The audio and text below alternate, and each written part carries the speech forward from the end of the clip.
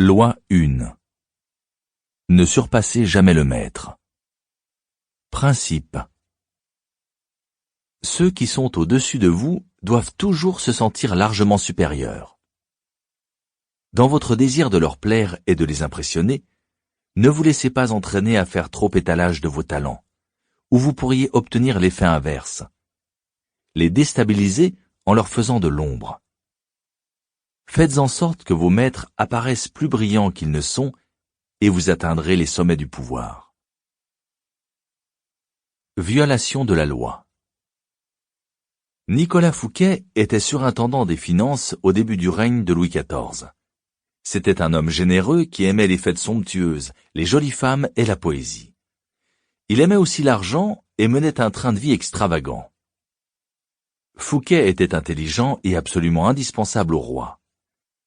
Aussi, quand le Premier ministre, le cardinal Mazarin, mourut en 1661, le surintendant des finances s'attendait-il à lui succéder. Au lieu de quoi, le roi décida d'abolir la charge. Cette décision ainsi que d'autres indices firent comprendre à Fouquet qu'il n'était plus dans les bonnes grâces du roi. Aussi décida-t-il de regagner ses faveurs en organisant la fête la plus splendide que l'on eût jamais vue. Officiellement, elle avait pour but de célébrer l'achèvement des travaux de son château de Vaux-le-Vicomte. Mais son objectif réel était de rendre hommage au roi, l'invité d'honneur. Les plus célèbres représentants de la noblesse d'Europe et quelques-uns des plus grands esprits de l'époque, La Fontaine, La Rochefoucauld, Madame de Sévigné, avaient été conviés. Molière avait écrit pour l'occasion une pièce dans laquelle il jouerait lui-même. La fête commença par un somptueux banquet de 7 services où furent servis des aliments venus d'Orient que l'on n'avait encore jamais goûtés en France, ainsi que des recettes créées spécialement par Vatel. Un orchestre enchaînait les morceaux de musique pour honorer le roi. Après le dîner, on se promena dans les jardins du château. Les magnifiques allées et fontaines de Vaux-le-Vicomte avaient été conçues par le nôtre, comme plus tard le serait celle de Versailles.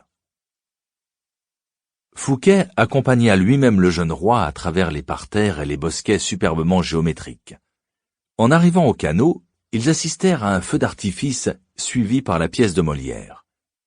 La fête se prolongea fort tard dans la nuit, et tous s'accordèrent à dire que c'était l'événement le plus incroyable qu'ils eussent jamais vu. Quelques jours après, Fouquet fut arrêté par le chef des mousquetaires du roi, d'Artagnan. 3 mois plus tard, il était accusé d'avoir détourné l'argent de l'État. En fait, la plus grande partie de cet argent avait été versée avec l'accord du roi et en son nom. Fouquet fut condamné à la confiscation de tous ses biens et au bannissement hors du royaume, puis sa peine fut commuée en emprisonnement à vie. Il mourut à Pignerol, une lointaine place forte des Alpes. Interprétation. Louis XIV, le roi Soleil, était un homme fier et arrogant, qui exigeait d'être constamment au centre de l'attention. Il ne pouvait souffrir d'être surpassé en somptuosité par quiconque, et encore moins par son surintendant des finances. Pour succéder à Fouquet, Louis XIV choisit Jean-Baptiste Colbert, un homme d'une avarice notoire, connu pour donner les réceptions les plus sinistres de Paris. Colbert s'assura que tout l'argent du trésor passait entre les mains du roi. Ainsi financé, Louis XIV se fit construire un palais encore plus magnifique que celui de Fouquet, le grandiose château de Versailles, sur les plans des mêmes architectes, décorateurs et jardiniers que lui, et il y organisa des fêtes encore plus extravagantes que celles qui avaient coûté à Fouquet sa liberté. Examinons la situation. Le soir de la fête, en présentant au roi spectacle sur spectacle, chacun plus magnifique que le précédent, Fouquet s'imaginait faire preuve de sa loyauté et de son dévouement. Non seulement il croyait rentrer dans les bonnes grâces de Louis XIV, mais il pensait que le bon goût, le réseau de relations et la popularité dont il faisait montre le rendraient indispensable au roi et convaincrait celui-ci qu'il ferait un excellent Premier ministre. Or, à chaque nouveau spectacle, à chaque sourire appréciateur des invités, Louis XIV s'imaginait voir ses propres amis et ses sujets plus séduit par le surintendant des finances que par lui-même, et Fouquet en train de lui voler sa richesse et son pouvoir. Plutôt que de flatter son hôte, ces fastes étaient une offense à la vanité du roi. Bien sûr, Louis XIV ne l'aurait jamais avoué, mais il s'empara du premier prétexte venu pour se débarrasser de celui qui lui avait, par maladresse, fait craindre pour son prestige. Tel est le sort, sous une forme ou sous une autre, de tous ceux qui égratignent la confiance en soi du maître, portent atteinte à sa vanité ou le font douter de sa prééminence. Le 17 août, à 6 heures du soir, Fouquet était le roi de France. À 2 heures du matin, il n'était plus rien. Voltaire, 1694-1778, le siècle de Louis XIV. Respect de la loi.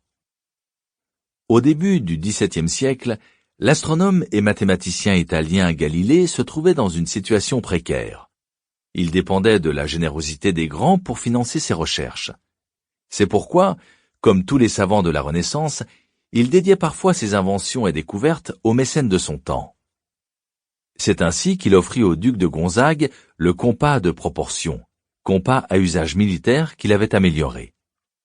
Puis, 9 ans plus tard, c'est aux Médicis qu'il dédicaça le traité expliquant l'utilisation de ce compas. Les princes se souciaient peu de l'intérêt de la découverte, mais ils se montraient reconnaissants de l'attention, ce qui valait à Galilée, qui vivait de cours particuliers donnés aux membres de l'aristocratie, davantage de riches étudiants. Cependant, comme ces mécènes avaient l'habitude de le récompenser par des cadeaux et non par de l'argent, Galilée vivait dans une précarité constante. Il se dit alors qu'il devait exister un meilleur moyen. En 1610, Galilée découvrit les satellites de Jupiter. Au lieu de répartir l'honneur de cette découverte entre ses différents protecteurs, comme par le passé, donnant à l'un sa lunette astronomique, dédicaçant un livre à l'autre, etc., il décida de se concentrer exclusivement sur les Médicis pour la raison suivante. Peu de temps après avoir fondé la dynastie, Côme l'Ancien avait fait de Jupiter, le plus puissant des dieux, le symbole de la maison des Médicis. Symbole d'un pouvoir qui, bien au-delà de la politique et de la banque, les reliait à la Rome antique et à ses divinités. Galilée présenta donc sa découverte astronomique comme un événement cosmique célébrant la grandeur des Médicis. Les astres médicéens, les satellites de Jupiter, se serait d'eux-mêmes offert à son télescope au moment où Côme II ceignait la couronne ducale, annonça-t-il. Le nombre des satellites, 4, correspondait aux 4 Médicis. Côme II avait 3 frères. Et les satellites tournaient autour de Jupiter comme ses 4 fils autour de Côme l'Ancien, le fondateur de la dynastie. Plus qu'une coïncidence, c'était la preuve apportée par les cieux eux-mêmes de la céleste ascendance des Médicis. Après leur avoir dédié sa découverte, Galilée fit exécuter un tableau représentant Jupiter assis sur un nuage, avec 4 étoiles en cercle autour de lui, et présenta cette œuvre à Côme II. Résultat, Côme II fit aussitôt de Galilée le philosophe et mathématicien officiel de sa cour, avec un plein salaire. Pour un savant, c'était une jolie réussite. Le temps où il devait quémander auprès de mécènes était révolu. Interprétation. Sa nouvelle stratégie avait valu à Galilée plus que toutes les années passées à la merci de ses mécènes. La raison en est simple. Tous les maîtres veulent paraître les plus brillants. Peu leur importe vérité et invention scientifique. Seul compte pour eux leur propre renom et leur propre gloire. Galilée flattait infiniment plus les Médicis en liant leur nom aux forces cosmiques qu'en faisant d'eux les patrons de quelques nouvelles découvertes de la science. Les savants ne sont pas épargnés par les caprices des mécènes et les vicissitudes de la vie à la cour. Ils ne sont que des courtisans parmi d'autres, gravitant autour de ceux qui tiennent les cordons de la bourse. Et la puissance de leur intellect peut créer chez leur maître un malaise, l'impression de n'être là que comme bailleur de fonds, un rôle obscur et sans prestige. Or, celui qui permet la réalisation d'un grand projet se voudrait créatif et puissant, plus important que le résultat obtenu en son nom. Au lieu d'une impression de malaise, il faut lui donner la gloire. Galilée, lui, n'a pas défié l'autorité intellectuelle des Médicis avec sa découverte. En aucune façon, ils ne se sont sentis inférieurs. En les comparant littéralement aux étoiles, il les a fait briller au-dessus des autres cours d'Italie. Loin de surpasser le maître, il a fait en sorte que le maître surpasse tout le monde. Les clés du pouvoir. Il n'est personne qui, à un moment ou à un autre, n'éprouve la fragilité de son prestige. Quand vous dévoilez au monde vos talents, vous suscitez naturellement envie, ressentiment et autres sentiments inavouables. Il faut vous y attendre. Vous ne pouvez évidemment passer votre vie à vous soucier de la mesquinerie des autres. Cependant, avec ceux qui sont au-dessus de vous, montrez-vous avisé. Dans les sphères du pouvoir, surpasser le maître est peut-être la pire erreur qui soit. N'allez pas croire que la vie a changé depuis l'époque des Médicis et celle de Louis XIV. Ceux qui atteignent les sommets sont comme les rois et les reines. Ils veulent se sentir en sécurité dans leur position et supérieurs en intelligence, esprit et charme à ceux qui les entourent. Croire qu'en faisant montre de vos talents, vous allez gagner l'affection du maître est une erreur fatale mais courante. Celui-ci peut feindre de vous apprécier, mais à la première occasion, il vous remplacera par quelqu'un de moins intelligent, moins séduisant, moins célèbre, exactement comme Louis XIV a remplacé le brillant Fouquet par le terne Colbert. Et comme Louis XIV, il n'en admettra pas la raison véritable, mais se servira d'un prétexte pour se débarrasser de vous. Cette loi implique 2 règles que vous devez comprendre. La première est qu'il peut vous arriver de faire involontairement de l'ombre à un maître en étant simplement vous-même. Il en est, en effet, dont le complexe d'infériorité est particulièrement sensible. À vous alors d'en venir à bout à force de discrétion. Nul n'était aussi comblé par la nature qu'Astor III Manfredi, prince de Faenza. C'était le plus charmant des jeunes princes d'Italie, apprécié de ses sujets pour son ouverture d'esprit et sa générosité. En 1500, César Borgia mit le siège devant Faenza. Quand la ville se rendit, les habitants s'attendaient au pire de la part du cruel Borgia, qui cependant décida de l'épargner. Il se contenta d'occuper la forteresse sans procéder à aucune exécution et autorisa le prince Manfredi, alors âgé de 18 ans, à rester à Faenza avec sa cour totalement libre. Quelques semaines plus tard, pourtant, Manfredi était arrêté et enfermé dans une prison romaine. Et 1 an après, son corps fut repêché dans le Tibre, une pierre au cou. Borgia justifia cet acte horrible par des accusations de trahison et de conspiration totalement infondées. Mais le vrai problème était sa vanité notoire et son manque de confiance en lui-même. Le jeune homme l'avait surpassé sans le moindre effort. Les dons naturels de Manfredi, sa simple présence, rendaient Borgia moins séduisant, moins charismatique. La leçon est simple.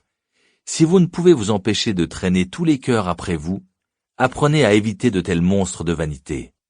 Ou trouvez le moyen de mettre vos qualités sous le boisseau lorsque vous êtes en compagnie d'un César Borgia. Seconde règle. Parce que le maître vous aime, ne vous imaginez pas que vous pouvez vous permettre n'importe quoi. On pourrait écrire des livres entiers sur tous les favoris tombés en disgrâce pour s'être crus intouchables et avoir osé surpasser leur bienfaiteur. Le favori de Hideyoshi Toyotomi, ministre des Affaires suprêmes du Japon à la fin du XVIe siècle, s'appelait Sen-no Rikyu. La cérémonie du thé était alors devenue une obsession au sein de la noblesse japonaise. Sen-no Rikyu, un des plus proches conseillers de Hideyoshi, avait été l'un des premiers maîtres de thé à en fixer les règles, ce qui lui avait valu d'être honoré dans tout le pays. Il disposait même d'appartements privés au palais. Pourtant, en 1591, Hideyoshi lui ordonna de se faire seppuku, de se suicider.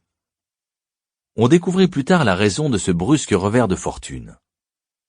Rikyu, d'origine modeste, avait fait faire une statue de lui-même en sandales, un signe aristocratique, et l'avait fait placer à l'étage supérieur d'un portique du Daitokuji, le principal temple de Kyoto. Pour Hideyoshi, Rikyu avait perdu tout sens de la mesure. S'il avait les mêmes droits que les membres de la plus haute noblesse, c'était à son maître seul qu'il le devait. Mais il avait oublié cela, et en était venu à s'en attribuer tout le mérite. Ayant surestimé sa propre importance de manière impardonnable, il le paya de sa vie. Rappelez-vous ceci. Ne considérez jamais votre position comme acquise, et ne vous laissez jamais étourdir par les faveurs qu'on vous a accordées. Conscient du danger d'éclipser votre maître, vous pouvez tourner cette loi à votre avantage. Tout d'abord, flattez son orgueil.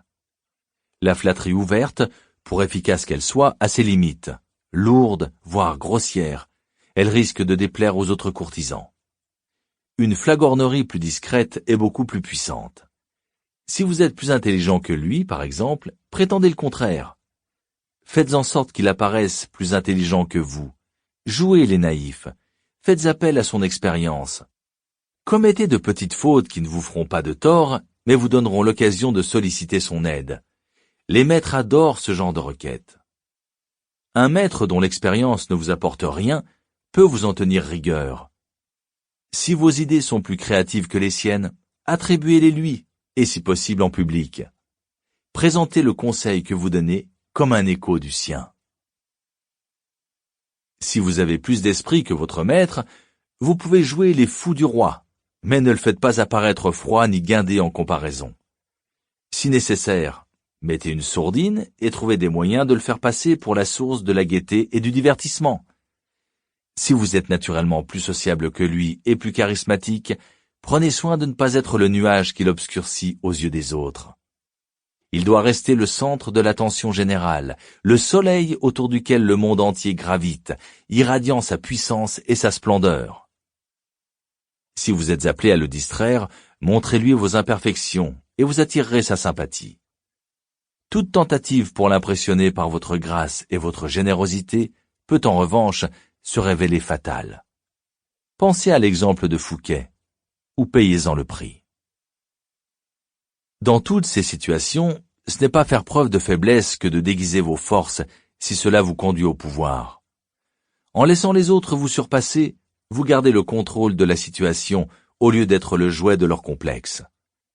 Tout cela tournera à votre avantage le jour où vous déciderez de vous élever de votre état d'infériorité. Si, comme Galilée, vous pouvez accroître encore le lustre de votre maître, alors vous serez vu comme un envoyé des dieux et immédiatement promu. Image. Les étoiles dans le ciel. Il ne peut y avoir qu'un soleil à la fois. N'obscurcissez jamais sa lumière. Ne rivalisez pas avec son éclat. Au contraire, fondez-vous dans le ciel et trouvez les moyens de faire briller d'un éclat plus vif l'étoile du maître. Autorité. Se bien garder de vaincre son maître.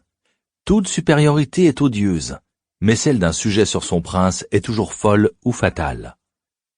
C'est une leçon que nous font les astres, qui bien qu'ils soient les enfants du soleil et tout brillants, ne paraissent jamais en sa compagnie. Balthazar Gracian, 1601-1658, l'homme de cour, traduit par Amelot de la Houssaye. A contrario. Inutile de craindre de vexer chaque personne que vous rencontrez, mais votre cruauté doit être sélective. Si votre supérieur est une étoile moribonde, il n'y a rien à craindre à lui faire de l'ombre. Ne vous montrez pas clément. Votre maître n'a pas eu de scrupules lors de son ascension implacable vers les sommets. Jaugez sa force. S'il est faible, hâtez discrètement sa chute. Montrez-vous plus charmant, plus élégant, plus compétent que lui à des moments clés. S'il est chancelant et prêt à tomber, laissez faire. Ne prenez pas le risque d'achever un supérieur affaibli, cela pourrait apparaître cruel ou malveillant. En revanche, si votre maître est en position de force et que vous vous savez plus compétent que lui, attendez votre heure. Il est dans l'ordre des choses que son pouvoir s'amenuise et s'éteigne. Votre maître chutera un jour, et si vous jouez bien, vous lui survivrez et le surpasserez.